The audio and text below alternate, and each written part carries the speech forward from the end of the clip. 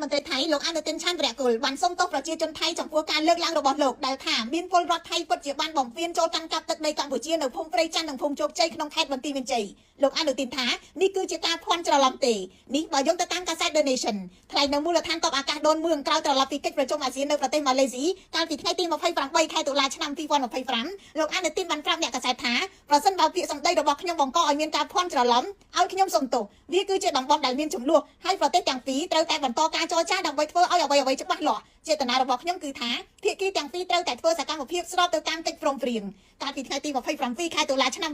2025លោកអនុទានបានប្រកាសតាមសារព័ត៌មាននៅក្នុងស្រុកថៃថារដ្ឋាភិបាលថៃត្រូវប្រគល់ដីឲ្យកម្ពុជាវិញប្រសិនបើរកឃើញថាដីដែលពលរដ្ឋថៃកំពុងកាន់កាប់នោះគឺជាដីរបស់កម្ពុជាលោកថាកម្ពុជាក៏ត្រូវធ្វើដូចគ្នានេះដែរដើម្បីផ្ដល់យុត្តិធម៌ទៅដល់ភាគីទាំងពីរ24ម៉ោងប៉ុណ្ណោះបន្ទាប់ពីការសារភាពនេះប្រជាពលរដ្ឋថៃបានប្រមូលផ្ដុំគ្នាធ្វើបាតកម្មនៅទីក្រុងបាងកកដោយចោទនាយករដ្ឋមន្ត្រីថ្មីថ្មោងរបស់ពួកគេថាប្រគល់ដីថៃឲ្យខ្មែរហើយថារដ្ឋាភិបាលថៃបន្ទន់ជំហរជ្រុលពេកចំពោះកម្ពុជាជាចលនាដែលបង្ខំឲ្យលោកអនុទានត្រូវសុំទោសជាសាធារណៈហើយសន្យាថារឿងរបងព្រំដែននឹងត្រូវពិភាក្សានៅក្នុងកម្រិតយោធាអ្នកវិភាគមើលឃើញថានេះគឺជាមធ្យោបាយការពារខ្លួននិងការពារអំណាចមុនពេលការបោះឆ្នោតឡើងវិញនៅក្នុងរយៈពេល3ខែខាងមុខខ្ញុំរុសុធាពី News Today NTTV